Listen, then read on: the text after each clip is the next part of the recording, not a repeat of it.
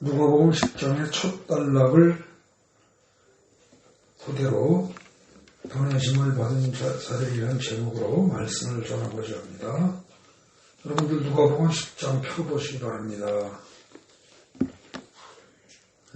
누가복음에는 제자 파송에 관한 얘기가 두 번 나옵니다. 9장에서 12제자를 보내고요. 그 다음에 10장에서 70인 제자 파송 이야기가 또 나옵니다. 근데 12제자를 보내는 거는 여러분 심리적으로 어때요? 심정적으로 70인 제자 보내는 것보다 조금 좀 특별할 것 같죠, 그죠? 70인 제자 보내는 건 우리가 좀 가까울 것도 같은데 12제자 보내는 건 워낙 12제자가 탁월하니까 우리하고 조금 거리가 있을 것 같은 그런 생각도 듭니다. 근데 어쨌든 9장에서 12제자를 불러 모으셔서 보내십니다. 그리고 이어서 또 70인 제자를 또 보내십니다. 근데 이 70인 제자의 이름이 누군지도 모릅니다. 그러니까 우리가 보기엔 뭐 대단한 것 같긴 한데 이름도 한 번도 언급도 안 해요. 그러니까 이름이 없기로 말하면 여러분이나 저나 우리 같은 사람이나 70인 제자나 큰 차이 없습니다. 그래서 여기 70인 제자에 관한 누가복음 10장의 이야기는요, 우리와 관련된 거다. 이렇게 보셔도 크게 잘못될 거 없습니다. 캄보디아 선교 출발이 2주일 남았습니다. 단기 선교를 위해서 이제 먼 길을 떠나야 하는 이런 상황입니다. 근데 이렇게 떠나기 전에 성경은 무엇을 어떻게 준비하라고 말하고 있을 거예요. 사실 뭐 처음부터 살폈어야 할 내용입니다. 근데 이제 막 떠나기 직전에 다시 한번 점검하는 의미에서 또 살펴보고자 합니다. 이 선교를 떠나기 위해서 뭘 어떻게 준비하고 어떻게 하라는 건가 이걸 살피는데 제일 좋은 게 이 누가복음 10장입니다. 여기를 보면 정확히 알 수가 있어요. 우리가 아까 읽었던 부분입니다. 10장 1절부터 차곡차곡 살펴보겠습니다. 읽으면 대충 다 아는 것 같지만 속에 숨겨져 있는 뜻을 놓치고 그냥 가는 경우가 굉장히 많습니다. 1절 보겠습니다. 그 후에 주께서 따로 70인을 세우사 친히 가시려는 각 동네와 각 지역으로 둘씩 앞서 보내신다고 그랬습니다. 뭐 자세히 설명하려면 한두 없이 되지만 여기서 조심해야 할 말은 앞서 보내신답니다. 여러분 앞서 보냈다는 말은 뭡니까? 예수께서 뒤따라가셨다는 뜻입니다. 예수님이 거짓말 안 하시는 분입니다. 앞서 보내셨대요. 그러면 분명히 뒤따라가셨다는 겁니다. 주님은 절대로 너희들끼리 가라 그러시지 않습니다. 풍랑이 있는 그 밤바다에서 그때에도 풍랑이 막 일고 배물이 들어오고 할 때도 우리가 저편으로 건너가자고 우리가 함께 가자고 하셨지 너희들끼리 가라고 하신 적이 없습니다. 그리고 지금 여기서도 앞서 보내실 분이지 너희들끼리 가서 너희들끼리 하라 그러지 않습니다. 여러분과 제가 캄보디아 가면 우리만 가는 거 아닙니다. 주님이 함께 하십니다. 그걸 잊지 마시기 바랍니다. 주인이 함께 하십니다. 우리가 흔히 기도할 때 주여 주여 하는 그 주님이 함께 하세요. 그럼 우리는 뭐예요? 종입니다. 종은 주인이 시키는 것만 잘하면 됩니다. 잘난 척하고 주인보다 앞서가면서 잔머리 굴리고 이렇게 저렇게 하고 계획 세우고 뭐 하겠다고 해봐야 별 의미가 없습니다. 그냥 시키는 거 잘하면 됩니다. 한국에서 앞서 보내셨다. 그래서 꼭 같이 가셨다. 잊지 마시기 바랍니다. 그 다음에 2절부터 좀 이상합니다. 사실은 상식적으로 보십시오. 여러분 선교지에 가는데 기도 뭐 해야 됩니까? 상식적으로 생각해 보세요. 가는 길 오는 길 지켜주시옵소서. 가서 일 잘하게 해주세요. 위험 겪지 않게 해주세요. 등등. 그리고 뭐 물질도 필요하고 공급해 주세요. 뭣도 해주세요. 뭣도 해주세요. 그래야 되지 않겠어요? 근데 주님이 기껏 가르쳐주시는 기도가 뭐예요? 2절에 보면 추수할 것은 많되 일꾼이 적으니 그러므로 추수하는 주인에게 청하여 추수할 일꾼들을 보내주소서 하라. 이게 기도 제목이래요. 그러면 이건 무슨 얘기예요? 거기서 추수하는 주인이 누굽니까? 추수하는 주인이 하나님입니다. 그리고 추수할 일꾼들을 보내줄 때 추수할 일꾼들은 누구예요? 선교사들입니다. 그죠? 선교사들이고 전도하는 사람들이에요. 그러니까 여러분들이 만약에 우리가 선교하러 가면 우리가 기도해야 할 거는 누가복음 10장의 말씀대로 하면 우리 가맹길 지켜주세요, 뭐 해주세요 그런 거 하지 말고 뭐 하라고요? 우리 같은 선교팀 많이 만들어주세요. 또 단기 선교뿐만 아니라 거기 가서 아주 뿌리를 받고 거기서 살면서 주의를 할 사람들을 많이 보내주세요. 그거 하라는 겁니다. 그리고 거기 추수는 누가 한다고 되어 있어요? 추수는 주인에게 합니다. 그죠?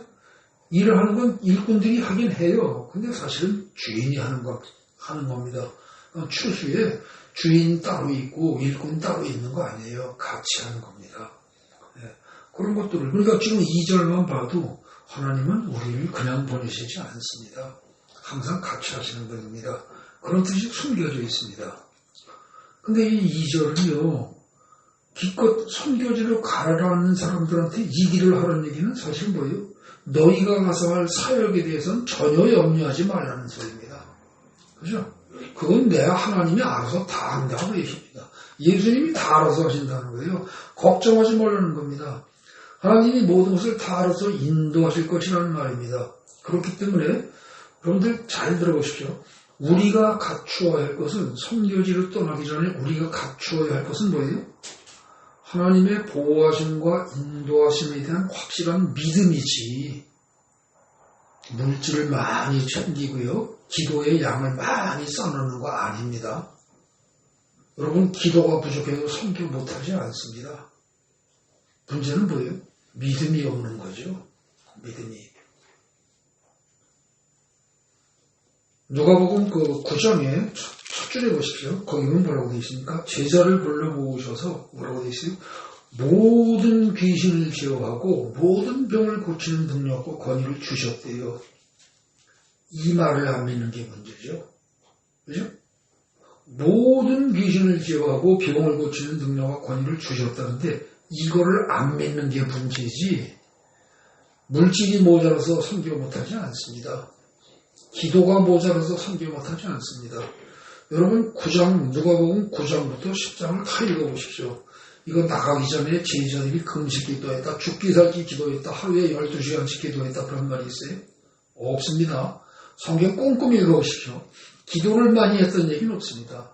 그런데 분명하고 9장 1절부터 보면요, 내보내는데 아무것도 가지지 말고 나가라고 하는데 그거에 대해서 이의 제기가 없습니다. 말도 안 됩니다. 어떻게 아무것도, 거기 보면 여행을 해요. 아무것도 가지 마라. 지팡이, 배낭, 양식, 돈, 두부로 다 가지 말아라. 이러고 9장 3절에서 말씀하십니다.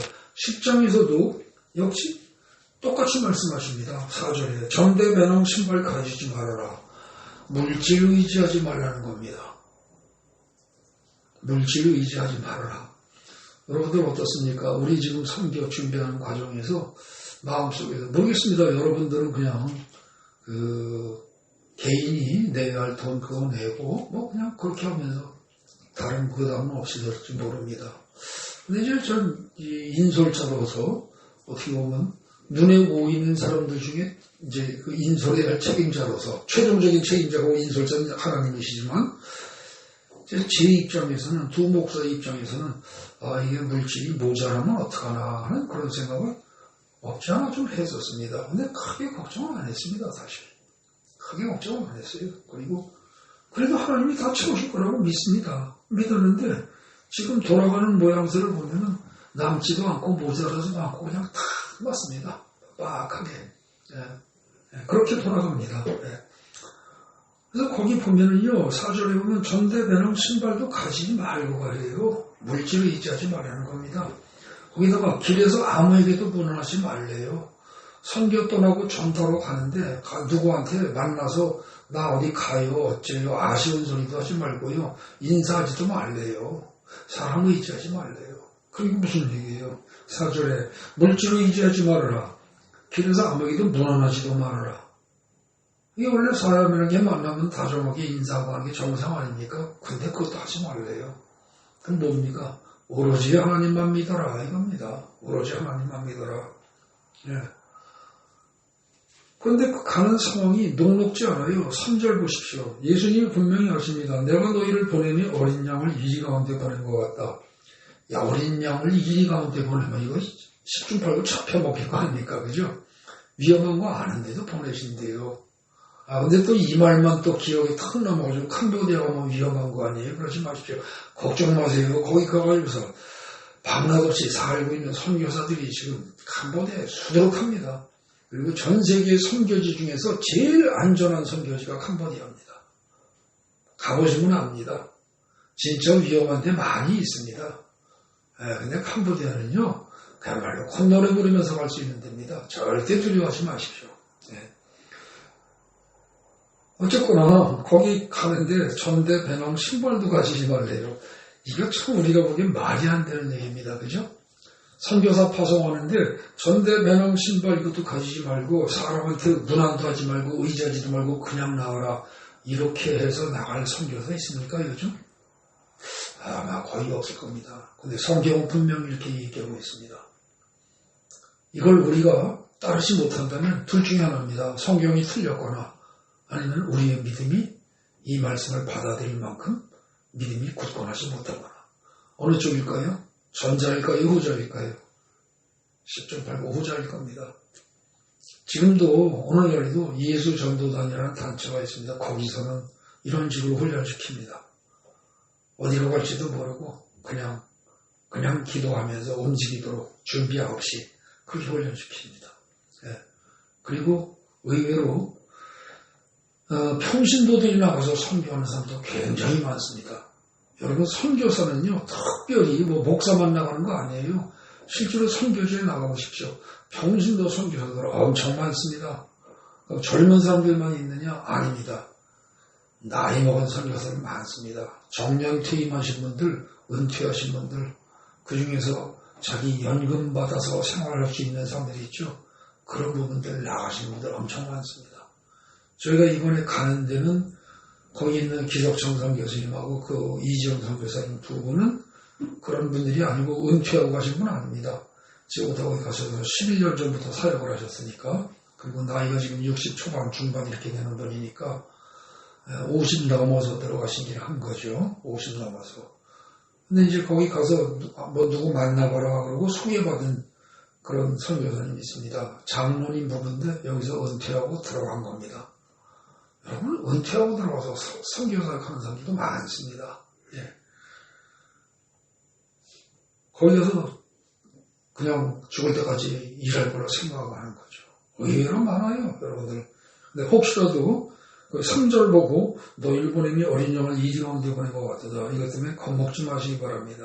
그리고 4절에 전대 배낭 신발 아무것도 가지 말고 가라. 그냥 갈 수 있습니다. 저는 이거 과거에 해봤었습니다. 중국 다니면서 돈은 없는데 그야말로 갈 비행기표만 가지고 가봤습니다. 비행기표만 가지고 가서 주님 어떻게 해요? 그러고 있는 겁니다. 야, 기가 막히게 연결해 주십니다. 사람 연결해 주십니다. 먹고 살 것도 없고요. 돈 없어요. 올 비행기 값도 없다니까요. 그러고 가봤어요, 사실은. 제가 그런 말 하면 집에서 걱정할까 봐, 집사람 걱정할까 봐 말도 안 하고 갔었지만, 그러고 갔습니다. 하나님 절묘하게 역사하십니다. 거기서 돈 벌게 하십니다. 거기 병원에 가가지고 돈 벌게 하시고, 그러고 그거다 충분히 먹고 쓰게 하시고, 그렇게 하면서 나중에 올 거 다 남에게 아쉬운 소리 안 하고 돈 다 들어오게 해주십니다. 가능합니다. 여러분들 힘을 내고 자신감을 가지고 10장 4절에 전대 배낭 신발 가지지 말고 길에서 아무리도 문하지 말고 가라. 이런 말을 갖다가 에이 말이 그렇지 이렇게 생각하지 마시기 바랍니다. 내 생각이 앞서가면 내 생각이 앞서고 성경 말씀을 부정하는 사람이 그게 결국 뭡니까? 성경에서 말하는 율법주의자들이고 바리새인이고 서기관들입니다. 내 생각이 앞서가면 안 됩니다. 5절 보십시오. 5절.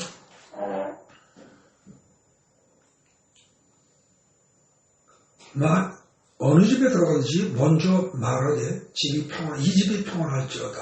평안할지어다. 히브리어로 말하면 샬롬입니다. 우리 기독교인들이 보통 인사할 때 샬롬이란 말을 많이 쓰죠. 근데 샬롬이란 말이 사실은 속된 말로 객지에 남아서 고생을 좀 많이 합니다. 무슨 뜻이냐? 샬롬이란 말을 오해하고 있습니다. 한국교회가 상당히 많은 부분을 오해하고 있습니다. 샬롬이란 말은요, 그냥 우리말에서 안녕 정도가 아닙니다. 이 말의 원뜻은 하나님과의 관계가 온전하고 하나님과의 관계가 그리고 이웃과의 관계까지 온전한 두 가지가 다 온전한 상태를 샬롬이라고 합니다. 그러니까 샬롬 그러고 샬롬하고 인사한단 말은 당신의 삶이 하나님과의 관계도 온전한 상태이고 이웃과의 관계도 온전한 상태이길 원합니다. 라는 뜻입니다. 그래서 여기 평안을 빌어준다라는 말은 평안을 먼저 말하되 이 집이 평안할지어다 라고 평안을 빌어준다는 얘기는 여러분들의 그 집에 있는 모든 사람들의 삶이 하나님과의 관계도 온전하고 이웃과의 사람과의 관계도 온전하길 바랍니다. 이런 깊은 뜻입니다. 여러분들 앞으로 샬롬이란 말의 의미를 정확히 알고 평안을 빌어주시기 바랍니다. 그런데 그렇게 했을 때 6절 보십시오. 평안을 받을 사람이 거기 있으면 그 너희의 평안이 그에게 머물 것이요 그렇지 않으면 너희에게로 돌아오리라. 이 말은 뭐예요? 땅에 떨어지는 법이 있다 없다? 절대 없다는 겁니다. 성경 말씀의 근거에서 예수님의 말씀의 근거에서 그대로 순종한 것은 절대로 땅에 떨어지는 법이 없다는 겁니다.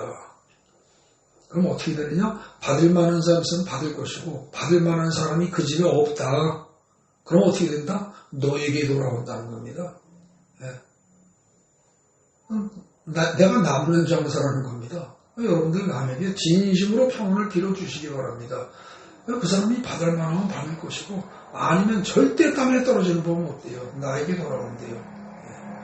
마찬가지입니다. 남에게 하는 축복 기도도 역시 마찬가지입니다. 남에게 축복 기도를 아끼지 마시기 바랍니다. 그 사람이 그 축복을 받을 만하면 받을 것이요 그렇지 못하면 나에게 돌아오게 되어 있습니다.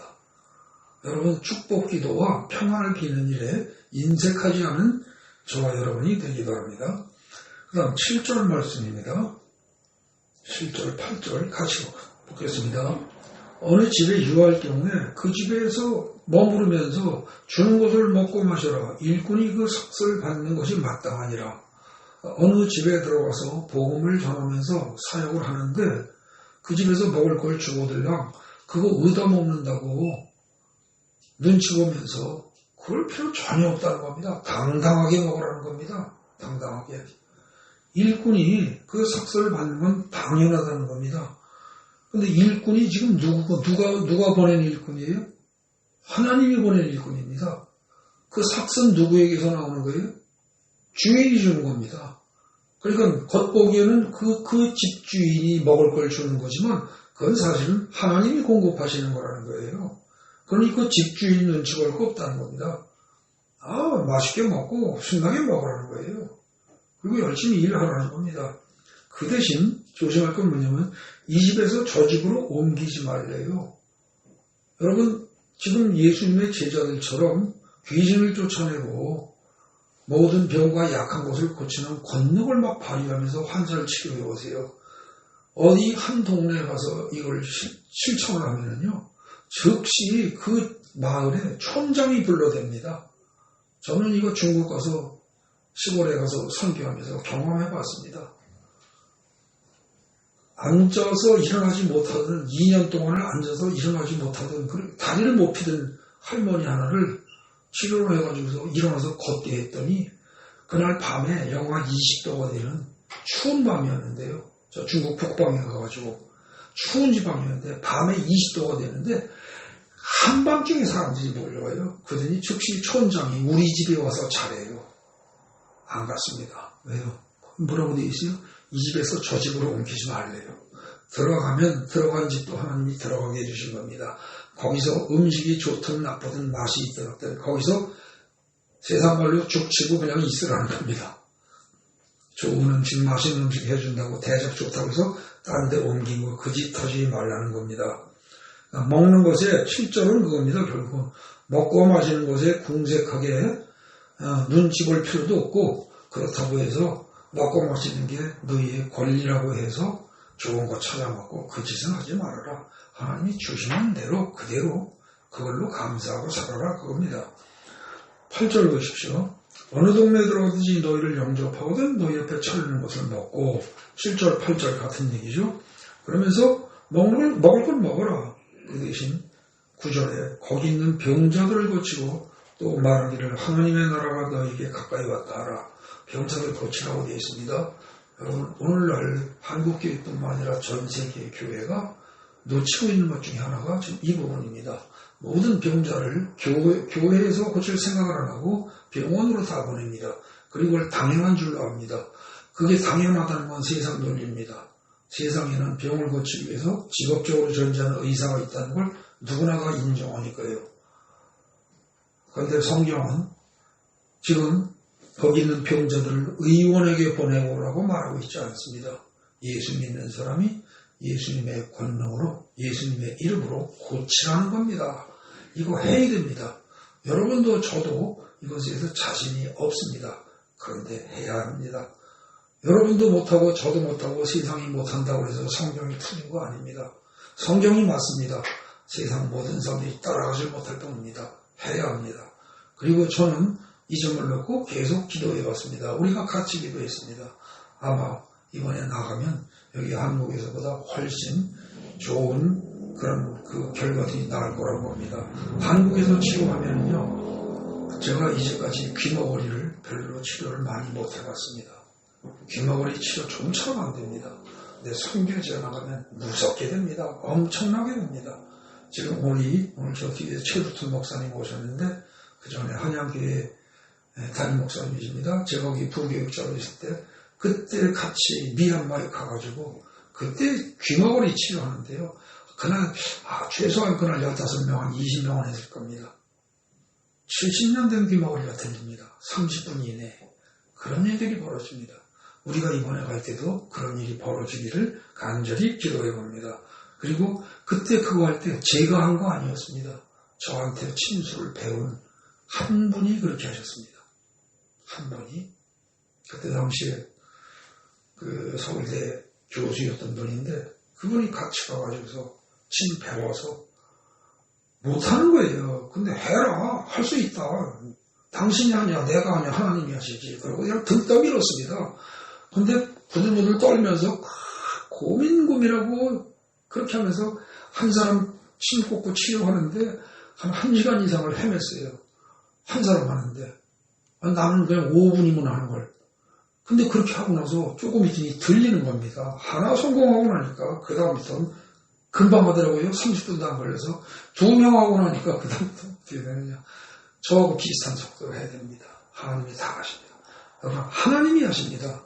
제가 우리 교회 전 식구들을 다 끌고서 부식고 가려고 지도를 한 이유가 뭐냐면 가서 그런 거를 체험하고 보셔야 신앙이 큽니다. 안 그러고 여기서 맨날 여기서 하는 대로 해봐야 변화가 없습니다. 돌파가 일어나려면 돌파가 일어날 만한 사건이 한번 있어야 됩니다. 이번에 가서 꼭 그런 일이 있도록 하나님이 역사하실 줄로 믿습니다. 9절입니다. 다시 봅니다. 거기는 병자들을 고치고 또 말하기를 하나님의 나라가 너희에게 가까이 왔다고 하라. 여러분 하나님의 나라가 가까이 왔다고 말하라고 예수님이 말씀하셨습니다. 근데 그때 하나님의 나라가 가까이 온 게 사람들이 보였습니까?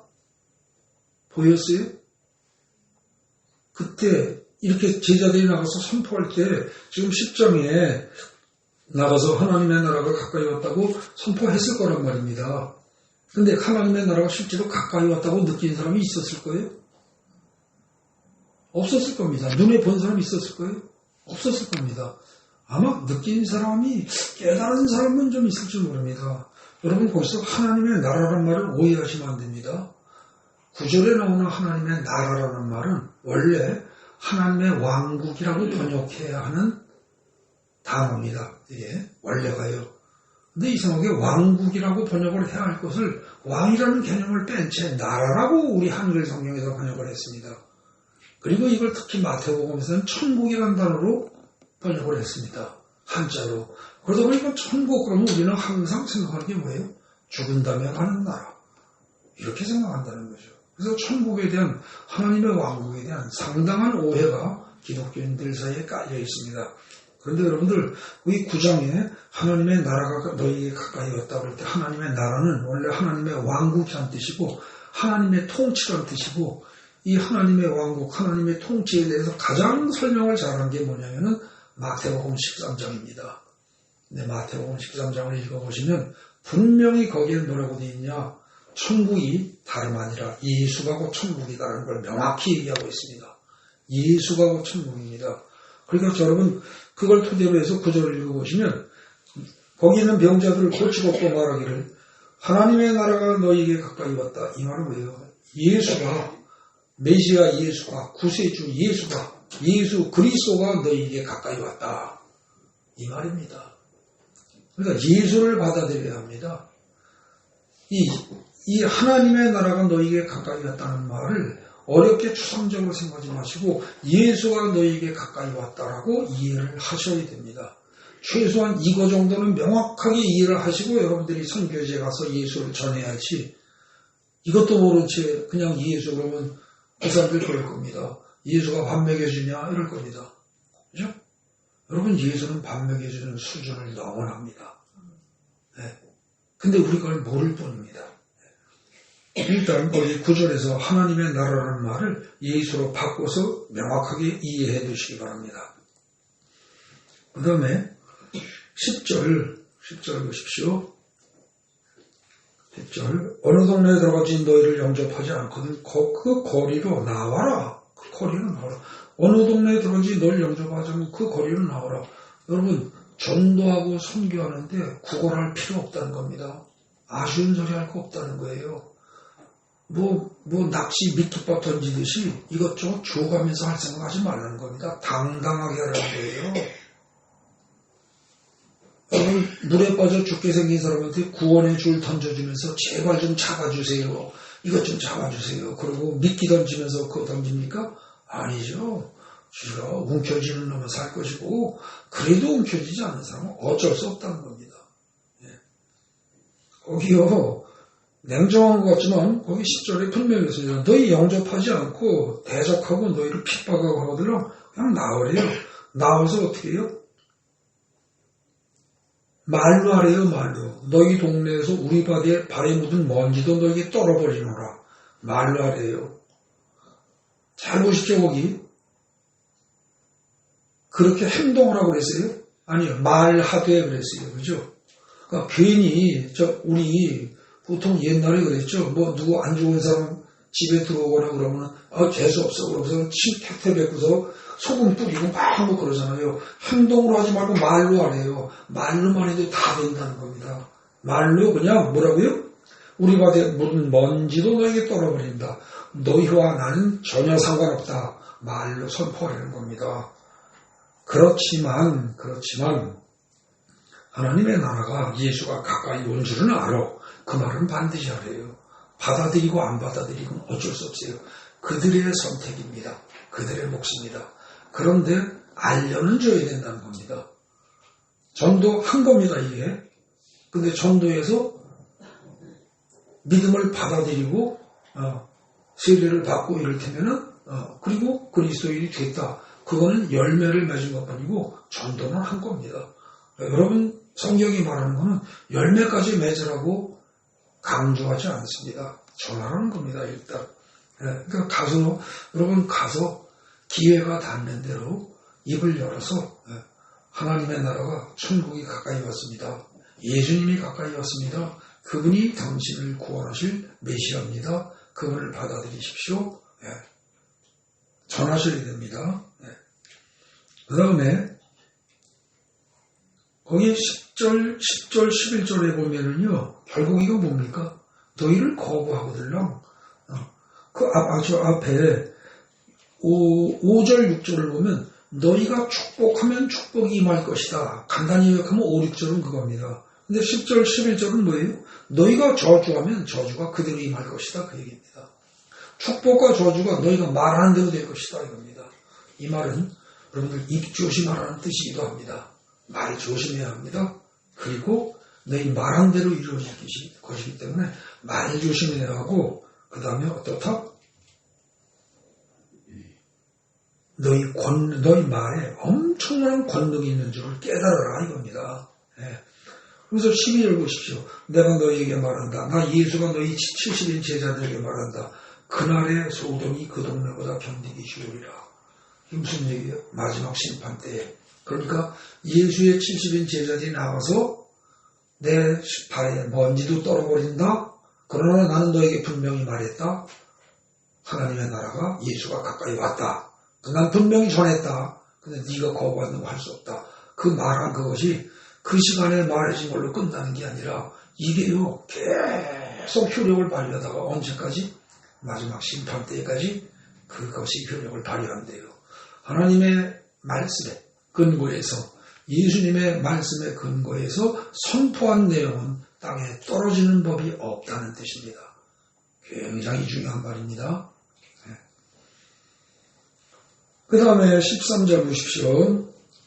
화이스긴저 고라시나 화이스긴저 벳세다야 너에게 한 모든 권능을 두로와 시돈에서 행하였더라면 그들이 벌써 베옷을 입고 제앉아 회개하였으리라. 자, 이 말로 봐서 여러분 고라신과 벳세다가 어디쯤 있는 지명인지 모르고 두로와 시돈이 뭔지 몰라도 대충 짐작은 할 수 있을 겁니다.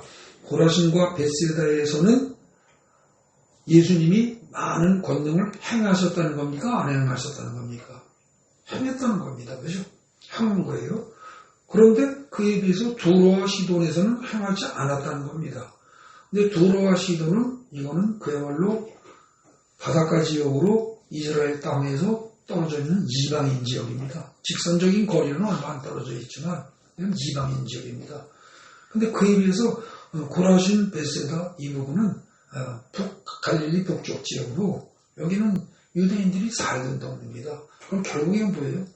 너희 하나님을 안다고 생각하는 애들아, 너희에게 행한 모든 권능을 이방인 지역에서 행했더라면 아마 그 이방인들은 벌써 회개했을 거다 이 얘기입니다. 여러분 이거 우리 심각히 받아들여야 됩니다. 예수를 안다고 하는 여러분이나 제가 하나님이 행하신 권능을 보고도 안 믿는단 말입니다. 이거 참 심각합니다. 이게 진짜 심각한 거예요. 잘 생각해 보십시오. 아이고 나하고는 관계없는데 이럴지 모릅니다. 천만의 말씀입니다. 지금 여기 이 자리에 지금 여기 있는 사람 중에서 보십시오. 제가 혈액암으로 죽다 살아났습니다. 약 하나 안 쓰고 살아있는 증거가 있습니다. 저만 그렇습니까? 우리 정현우 형제 지금 방송실에서 지금 이거 봐주고 있는 정현우 형제. 저 젊은이가 20년 전에 머리가 다 으스러져가지고 박살이 나서 완전히 죽었던 사람을 하나님이 약 하나 안 쓰고 살리셨습니다. 네. 그 다음에 우리 교회 개척한 이후에 지금 우리 이성 집사님 갑상선 기능 제로입니다. 지금도 병원 가서 검사하면. 검사면 제로입니다. 약 안 먹으면 살 수 없는 사람입니다. 그런데 멀쩡하게 지금 살아서 병원과 힘든 일 꾸준히 눈 하나 깜짝 안 하고 끄떡 안 하고 다 합니다. 여러분 하나님의 역사가 눈에 보이는 하나님의 역사가 우리 교회의 산증인들이 수두룩합니다. 이게 계속 얘기하자면 한두 끝도 없습니다. 정말이지. 네. 근데 그런 걸 보고도 아무 생각이 없어요. 여러분 그런 우리 교회 내 그런 현실을 냉정하게 스스로 생각해 보십시오. 13절이 이건 고라신하고 벳세다에게만 하는 야단치는 말씀이야가 아닙니다. 예수를 믿는다고 하면서 하나님을 믿는다고 하면서 수많은 증거를 보여주고 기사와 이적을 갖다가 모든 권능을 행하고 그걸 봤지만 여전히 안 믿는다. 우리 보고 하는 얘기입니다. 잘 생각하셔야 됩니다. 근데 그런 사람들에게 14절 심판 때에 두로와 시돈이 즉 이방인들이 너희보다 훨씬 더 편안할 것이다. 잘 생각하셔야 됩니다. 여러분 형식적으로 매너리즘에 빠져서 기독교 신앙생활을 한다. 여러분 그거 결코 옳지 않습니다. 큰일 납니다. 여기서 이거 남들에게 하는 얘기고 나에겐 전혀 상관없다. 이렇게 오해하지 마시기 바랍니다. 성경의 모든 말씀은 모든 사람에게 하는 이야기입니다. 이 성경의 모든 말씀이 나와는 상관없는 말씀은 하나도 없습니다. 거기서 심지어 지금 거기 10절, 11절, 12절, 13절, 14절, 15절 이런 말씀조차도 어떻게 보면 꾸중하고 야단치고 하는 이런 말씀조차도 나에게 하는 말씀으로 받아들일 수 있는 영적인 눈이 열리지 않고 귀가 열리지 않는 게 문제지 사실은 이거는 저 딴 교회 딴 사람들한테 하는 얘기고 이건 나한테 상관없어. 여러분 절대 그런 거 없습니다. 다시 한번 잘 생각해 보시기 바랍니다. 다음에 15절까지 같은 논조입니다. 15절까지. 가버나움아 네가 하늘에까지 높아지겠느냐 음부에까지 낮아지리라. 여러분 가버나움은 예수님의 사역의 본거지입니다. 예수님 사역의 출발지입니다. 그죠? 가버나움이 항상 여기 거점으로 사역을 하셨습니다. 갈릴리 사역에. 그런데 가버나움아 네가 하늘에까지 높아지겠느냐 음부에까지 낮아지리라. 이건 무슨 뜻이에요? 14절까지가 나는 하나님을 알아 이러고 큰소리 치는 사람들 큰소리 칠 거 없다는 겁니다. 15절은 뭐예요? 가버나움아 이 말은 뭐예요? 너 예수를 안다고 하는 인간들아 너는 좀 난주하니 그겁니다. 하나님을 안다고 하면서 제대로 행동하지 못하는 사람들 그 사람들 즉 서기관 바리새인 대제장 장로 뭐 이런 사람들 있죠. 그런 사람들은 14절까지 나오는 사람들입니다. 근데 15절에는 가버나움아라는 말은 이거 뭐예요? 예수님을 익히 가까이서 보고 예수님의 하시는 일도 보고 그걸 다 안다고 큰 소리 칠 수 있을 만한 그런 너희들도 어떻다? 네가 하늘에까지 나는 예수를 알고 예수로부터 치료받았으니까 나는 예수로부터 무슨 은혜를 받았으니까 이러고 큰 소리 치지 말라는 겁니다. 잘났다고. 하늘에까지 네가 높아진다고 웃기는 소리 말아라. 너 음부에까지 낮아질 것이다. 여러분 굉장히 우리는 겸손해야 합니다. 겸허해야 합니다. 어설프게 내가 하나님을 오래 믿었다. 모태신앙이다. 뭐 이거부터 해서 내가 몇십 년을 믿었다. 교회 직분이 뭐다. 내가 장로고 목사다. 다 필요 없습니다. 다 필요 없어요. 가버나움아. 예수를 가장 잘 알 수 있는 그런 사람들입니다. 그죠? 예수의 사역을 놀라운 기사와 표적을 다 보고 듣고 가장 많이 알 수 있는 사람들이 가버나움 사람들이에요. 너희들이 잘났다고 웃기는 소리 말아라. 너희 지옥으로 빠질 것이다. 그 얘기입니다. 정신 똑바로 차려야 됩니다.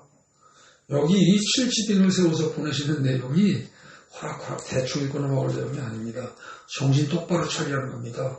지금 사역하러 나가는 사람들에게 이 말씀을 하십니다. 너희들 자신이 정신 똑바로 차려라. 그리고 나가서 똑바로 전해라. 그 얘기입니다. 16절에 또 놀라운 말씀하십니다. 너희 말을 듣는 자는 곧 내 말을 듣는 것이다. 그럼 뭐예요?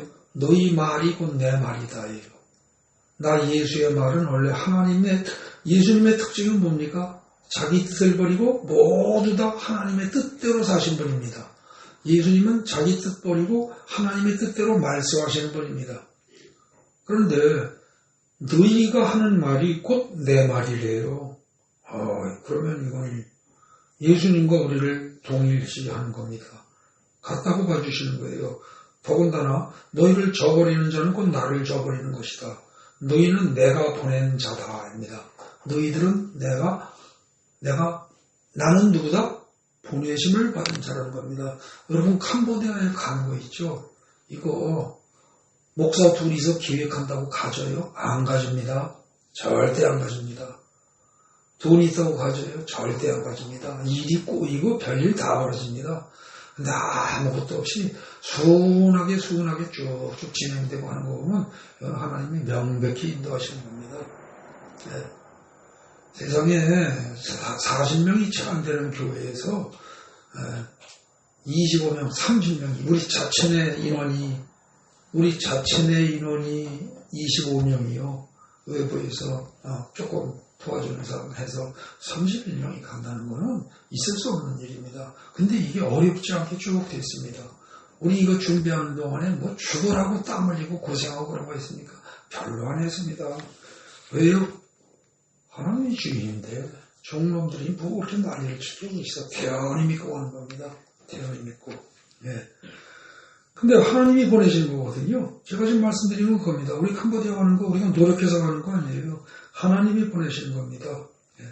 그 다음에 보십시오. 너희를 저버리는 자는 곧 나 예수를 저버리는 것이요. 나 예수를 저버리는 것은 곧 바로 뭐다? 나 보내시니 하나님을 저버리는 것이다. 그럼 결국 뭡니까? 우리는 누가 보낸 사람이에요? 예수님이 우리는 보내는 것이고 하나님이 보내시는 거란 겁니다. 그럼 하나님과 예수님이 우리를 캄보디아에 보내시면서 너희끼리 가라. 너희끼리 다 준비하고 너희끼리 계획적으로 다 해라 그러실까요? 절대 안 그러십니다. 에스겔서 10장 1절부터 앞서 보내셨다고 했습니다. 그죠? 그거를 믿고 가시기 바랍니다. 편안히 가셔야 됩니다. 여러분들 지금 떠나기 일주일 전 되니까 마음이 어떻습니까? 여러 가지 겁니다. 어떤 사람들은 처음 나가는 여행이니까 기분이 들기도 할 것이고, 어떤 사람들은 야 진짜 무사히 잘 갔다 올 수 있을까, 가서 무슨 병 올리지 않을까, 별의별 걱정 다 할 수 있습니다. 걱정 마십시오. 하나님이 다 알아서 하십니다. 하나님이 편안하게 가십시오. 제가 아까 그 말씀 드렸습니다. 저기 써놓은 것 중에 3절 4절 부분 보십시오. 3절 4절에 거기 그 주보에 요약한 거. 여러분, 우리가 염려한다는 거 있죠? 순결이 하는데 뭔가 혹시 무슨 일이 터지지 않을까 어쩔까 여러분, 내가 염려한다는 말은 사실은 뭐예요? 내 삶의 주인이 내가 지금 주인 노릇하고 있다는 뜻입니다. 여러분 잘 생각해 보시죠. 회사가 망하든 안 망하든 회사의 오너가 죽기 살기 마음을 졸이고 염려하지, 월급 받는 월급쟁이가 죽기 살기 염려합니까? 안 합니다. 그렇죠? 오너가 염려한 겁니다. 주인이 염려하는 거예요. 염려는. 근데 여러분들이 염려를 한다, 평소에 염려 걱정이 많다, 그 사람은 바로 내가 주인 노릇하면서 살고 있다 그런 뜻입니다. 말은 주님 하면서 실제 주인 노릇은 내가 하고 있다는 뜻입니다. 그러니까 여러분 절대 염려는 내가 할 일이 아닙니다. 나에게는 염려할 권리가 없습니다. 사실은 우리는 염려할 권리가 없는 존재들이에요. 근데 주제넘게 내가 염려를 하려고 합니다. 그러지 마세요. 편하게 생각하세요. 예. 그리고 우리는 그냥 어린이처럼 믿어버리면 됩니다. 예. 다시 17절 보십시오. 70인이 돌아와서 밑도 끝도 없이 갑자기 예수님 믿으면 귀신들도 찍소리 못하고 우리한테 항복하던데요. 그리고 신나서 얘기합니다. 그죠? 근데 이런 일이 생길 수 있어요? 이거 안 됩니다. 그죠? 우리의 상식으로 봐서는 쉽지 않아요. 근데 이랬다고 얘기를 합니다. 그럼 이게 거짓말일까요? 과장일까요? 아닙니다. 앞에 16절 말씀 보십시오. 거기 뭐라고 되어 있어요? 너희 말을 듣는 자는 곧 내 말을 듣는 것이고, 너희를 저버리는 자 곧 그런 자는 나를 저버리는 것이고, 나를 저버리는 자는 나 보내신 님 저버리는 것이다. 너희는 예수와 같은 존재고 하나님과 같은 존재다, 이런 뜻입니다. 그죠? 여러분, 이게 사실이라면 어떻게 돼야 돼요? 예수 이름으로 명령하는데 귀신들이 버티면 예수가 헛개비라는 뜻이죠. 예수가 헛개하는 겁니다. 잘 보십시오. 이거는 이 17절에 이런 결과가 예수 이름이면 귀신들도 우리에게 항복하더라 하는 이런 결론은 왜 나올 수밖에 없느냐? 바로 앞절에서 나옵니다. 예수님이 분명히 말씀하셨잖아요. 너희를 저버리는 자들은 예수를 저버리는 것이고, 예수를 저버리는 자들은 하나님을 저버리는 자들이다. 이 말은 하나님이 예수님하고 같고, 그 예수님이 너희하고 같은 지위다. 너희가 그 정도의 자격을 가진 존재다. 이 얘기입니다. 이런 존재라면 어떻게 돼요? 당연히 귀신 쫓아야죠. 예, 그겁니다. 그래서 여러분 16절에서 17절이 영적인 세계에서 보면 논리적으로 당연히 나올 수 있는 결론이지, 이게 이상하다?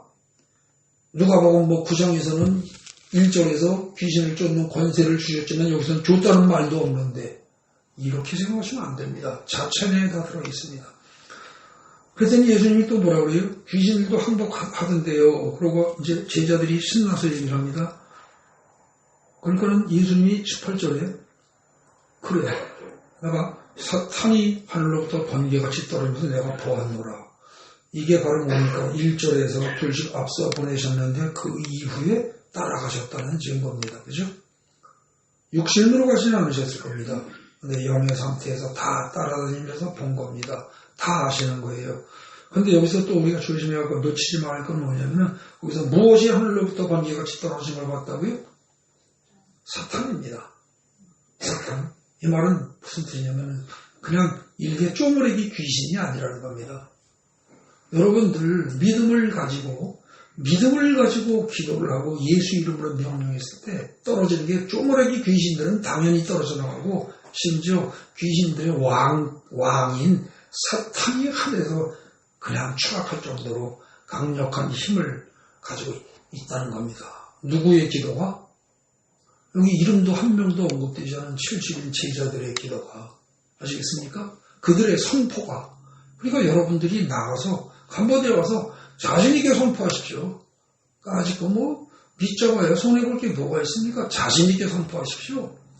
뿐만 아니라 나가서 선포가 아닙니다. 오늘 시간 끝나고 나서 자기 머리에 손 얹고 직접 선포하십시오. 나를 괴롭히는 이런 병화 저런 병화 병명 이름 대면서 예수 이름으로 나가라. 나는 70인 제자와 똑같이 하나님이 인정하신 캄보디아에 갈 사람이다. 나가라. 그럼 또 어떤 사람들은 그러죠. 저는 안 갈 건데요. 그러지 마시고 하나님은 악인에게도 의인에게도 죄인에게도 누구에게도 햇빛을 똑같이 공급하시고 그죠? 똑같이 물과 햇빛과 공기를 다 똑같이 공급하시는 분입니다. 여러분들이 믿음으로 받아들이면 캄보디아 안 간다고 권능 안 주시고 간다고 주시고 그런 분 절대 아닙니다. 그냥 저 말씀은 바로 나에게 하는 말씀이다. 그러고 끌어당기십시오. 네? 혈루병 여인이 예수님이 혈루병 여인이 아무 말도 안 하셨는데 가서 옷가에 이거 자꾸 끌지도 못했지만 잡기만 해도 나을 것이라고 믿고 했던 것처럼 여러분들이 믿음으로 끌어당기면 권능은 그대로입니다. 그래서 여러분 캄보디아 가기 전에 자신들의 병을 그게 정신적인 질병이든 육신의 질병이든 암이든 가물이든 스스로 명령해서 치료하시고 효과를 체험하고 난 다음에 자신감을 가지고 캄보디아로 떠나는 저와 여러분 되기 바랍니다. 19절 보십시오. 내가 너에게 뱀과 전갈을 밟으며 원수의 모든 능력을 제어할 권능을 주었으니 너희를 해칠 자가 결코 없으리라. 와, 놀라운 얘기입니다. 뱀과 전갈을 밟고 원수의 모든 능력을 제어할 원수의 모든 능력, 사탄, 마귀, 귀신들의 모든 능력을 다 제어할 수 있는 권능을 주었대요. 근데 이 주었다는 동사가 헬라어 원문을 보면 완료 시제입니다. 완료 시제란 뭐예요? 과거에 일이 벌어졌습니다. 근데 그 벌어진 결과 효과가 지금까지 그대로 지속되는 겁니다. 그러니까 이게 무슨 뜻이에요? 귀신을 쫓는 권능을 내가 너희한테 주었어. 근데 너희들은 지금 그걸 받아서 지금도 가지고 있는 거야. 이런 뜻입니다. 여러분 이 시제로다가 성경 본문을 이렇게 썼고 이걸 갖다가 그대로 읽으면서 아멘 그러고 받아들이는 자는 능력 받은 겁니다. 이미 받은 거예요.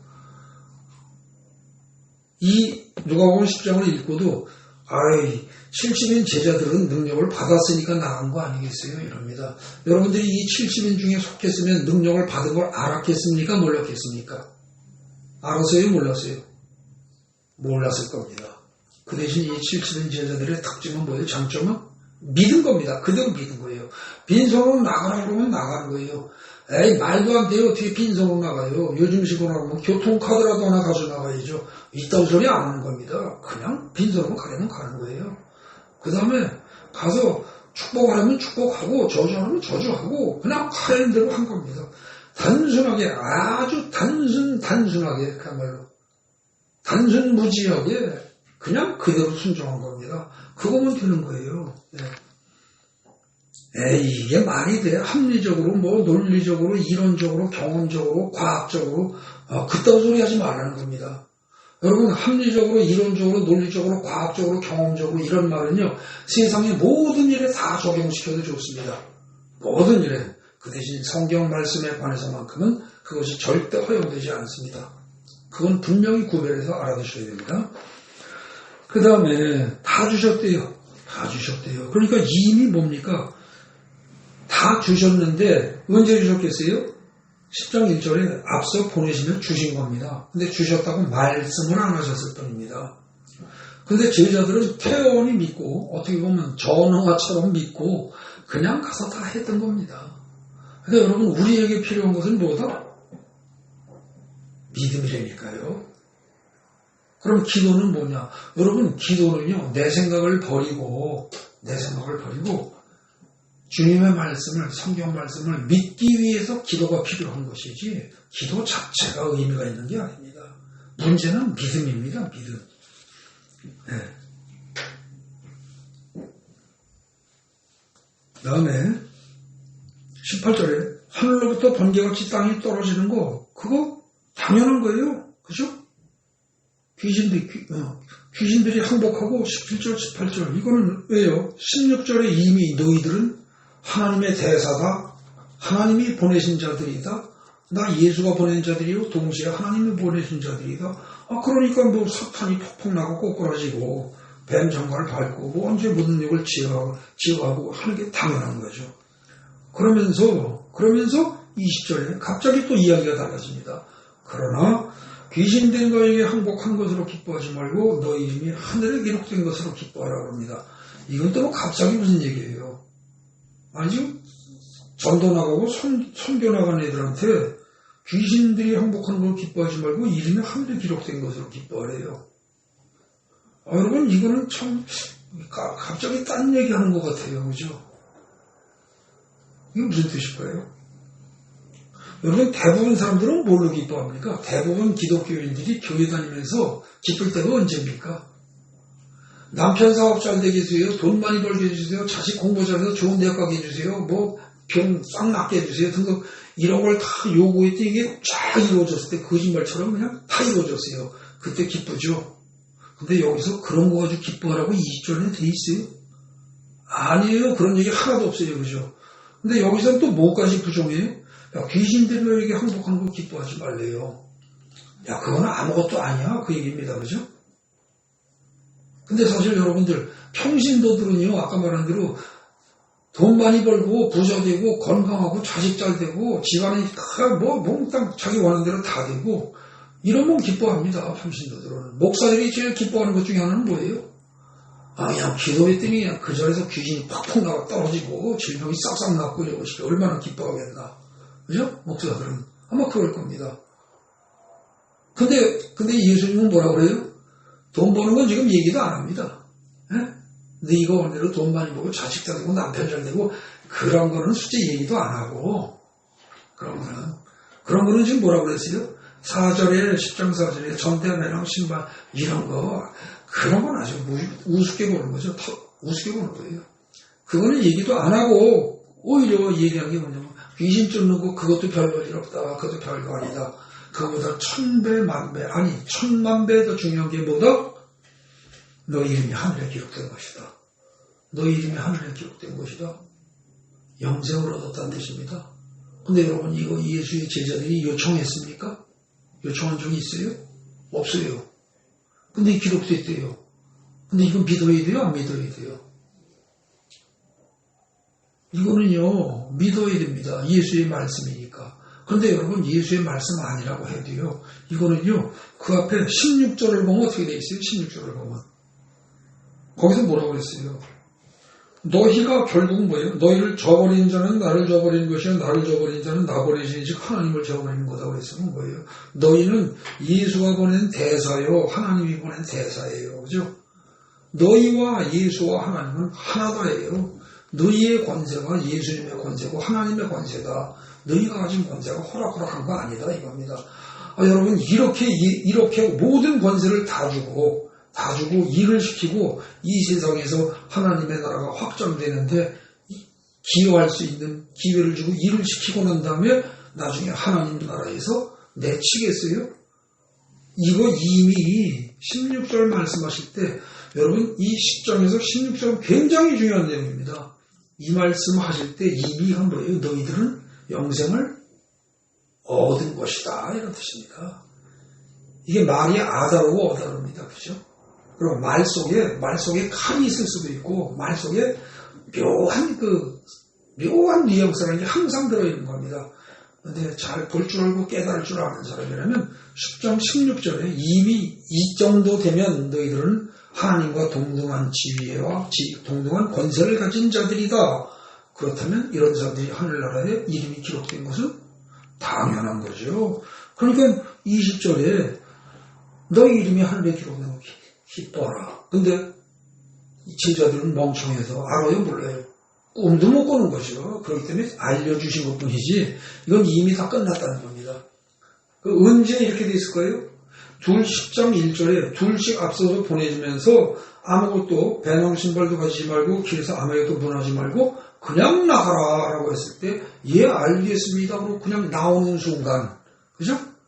그대로 순종하는 순간 그 순간 모든 게 다 끝난 겁니다. 하늘나라에 이름이 기록이 돼 있고요. 예, 모든 권능 다 받았고요. 근데 이 제자들은 받은 거 알아요? 몰라요? 모른단 말입니다. 70인 제자들은. 우리도 마찬가지입니다. 여러분들이 권능 받은 거 알아요? 몰라요? 모른단 말입니다. 그런데 그걸 그냥 믿음으로 단순하게 어린애처럼 전우가처럼 그냥 믿고 가시란 말입니다. 그리고 그렇게 간다면 우리 지금 이 가는 멤버 중에서 제일 나이 어린 채연이가 초등학생인 채연이가 가서 예수 이름에 우리 귀신은 떠나가라 질병은 나아라 라고 할 때 하나님이 분명히 역사하실 겁니다. 분명히 역사하실 겁니다. 왜요?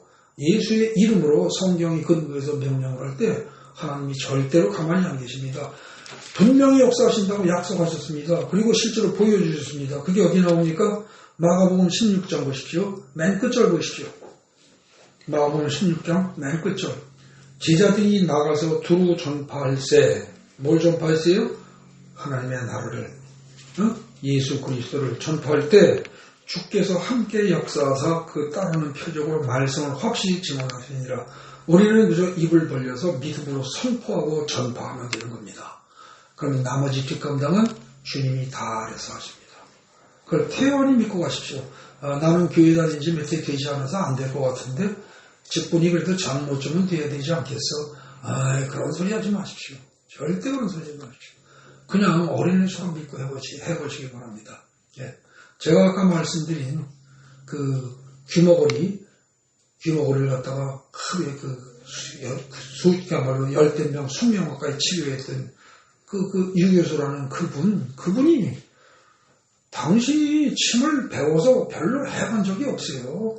해본 적이 없고 못하겠다는 걸 갖다 제가 등 떠밀어서 그냥 시킨 겁니다. 제가 그랬습니다. 색깔이 잘 되냐? 색깔이 잘 되냐? 오래된 칼이 잘 되냐? 새톱이 잘 되냐? 오래된 톱이 잘 되냐? 그랬어요. 고민을 하더라고요. 한참 생각하더라고요. 새톱이 잘 된다고 하면 분명히 그럼 네가 새톱이야 그럴 것 같거든. 그죠? 한참을 했더니 오래된 톱이 잘 된대요. 오래된 톱이 왜 잘 되냐 그랬죠. 오래된 게 잘 되는 거 없어요. 그죠? 손에 익어서 그렇대요. 맞다. 손에 익어서. 손에 익는단 말은 무슨 뜻이냐? 톱이 거부하지 않는 뜻이다. 여러 번 말고 해라. 무조건 해라. 등떠 밀었어요. 그랬더니 입을 딱 다물고 입술을 꽉 깨물고서 진땀을 흘려면서 1시간 정도 하더니 한 명 치료해서 들리고 나니까 그 다음에 30분 그 다음부터는 뭐 15분 10분 해가지고 콧노래 부르면서 그냥 아무렇지도 않게 점심 먹고 나서 그냥 마냥 하더라니까요. 제가 추워도 거짓말 안 하는 겁니다. 왜냐면 그때 보신 목사님과 사모님 지금 이 자리에 계시니까 절대 거짓말 안 합니다. 여러분들 이번에 나가서 꼭 그런 체험하시기 바랍니다. 그래서 영적으로 정말 승리하고 오는 우리가 되어야 합니다. 이번 설교는 좀 그렇게 생각합니다. 결론입니다. 거기 보면 파란 글씨로 되어 있죠. 말씀에 대한 무조건적인 믿음과 무조건적인 순종, 이것만 생각하시면 됩니다. 그리고 이것이 지금 우리가 다룬 것은 누가복음 10장인데 그 앞에 누가복음 9장에서 중요한 얘기 나옵니다. 성경에서 지금 누가복음에서 제일 중요한 내용입니다. 자기를 부인하고 날마다 자기 십자가를 지고 예수를 따르는 것, 이겁니다. 나는 못해요. 내가 무슨 교회를 다니지도 얼마 안 됐는데 내가 무슨 귀신을 쫓아요. 내가 뭘 한단 말이에요. 그 생각을 버리십시오. 그것이 자기를 부인하는 겁니다. 그게 자기를 십자가에 치는 겁니다. 내 생각, 내 지식과 감정, 의지를 다 던져버리는 겁니다. 그리고 말씀을 따라가는 겁니다. 그래서 지금 우리가 이번에 캄보디아 선교 나가는 것은 남을 돕는 것일 수도 있습니다. 그렇지만 사실은 우리를 영적으로 훈련시키는 그런 과정입니다. 내 생각 버리셔야 됩니다. 나가서 여러분들 분명히 말씀드립니다. 불평불만 다 버리셔야 됩니다. 불평불만은 내 생각에서 나오는 겁니다. 이거 버리십시오. 내 뜻대로 안 되더라도 범사에 감사하셔야 됩니다. 여러분들 다 잘 아시는 데살로니가전서 5장 17절 그 부분에 나오는 거기 나오는 5장에 나오는 항상 기뻐라 쉬지 말고 기도하라 범사에 감사하라 이것이 너희를 향하시는 하나님의 뜻이니라 그랬어요. 하나님의 뜻이 세 가지예요. 항상 기뻐라 쉬지 말고 기도하라 범사에 감사하라 이렇게 세 가지예요. 아닙니다. 명확히 알아주십시오. 이것이 하고 단수로 얘기했지 이것들이라고 안 했습니다. 그럼 결국 뭡니까? 항상 기뻐할 수는 없을 수 있어요. 그 다음에 쉬지 않고 기도도 못할 수 있습니다. 그런데 딱 한 가지, 마지막 한 가지. 범사에 감사하는 건 반드시 해야 합니다. 그것만큼은 너희를 향하신 하나님의 뜻이라고 했습니다. 그러니까 범사에 감사 안 하고 가면서 투덜거리면서 특히 여러분들 가가지고 뭐 먹을 게 마음에 안 들어. 이거 뭐 씻을 수도 없고 말이야. 이따가 해. 내가 다시 안 할 거야. 여러분들 그런 사람들 정신 똑바로 차리시기 바랍니다. 그거 아닙니다. 범사에 감사해야 됩니다. 내 생각 버리는 훈련하러 가는 겁니다. 자기를 부인하고 날마다 자기 십자가 지는 훈련하러 가는 겁니다. 그리고 예수 따라가는 훈련하러 가는 겁니다. 네. 그거를 잘 아시고 그리고 또 한 가지 잊지 말아야 할 게 여러분들은 하나님이 보내신 대사입니다. 하나님의 대사. 풀어서 얘기하면 보내심을 받은 자입니다. 보내심을 받은 자를 성경은 한 단어로 표현합니다. 뭐라고 그래요? 사도라고 표현합니다. 아포스톨로스. 여러분 사도는요 12명만 사도가 아닙니다. 여러분들이 보내심을 받았다면 여러분들이 곧 사도입니다. 사도로서의 긍지를 가지고 이번 선교에 나가서 놀라운 하나님의 역사를 체험하고 돌아오는 저와 여러분 되기 바랍니다.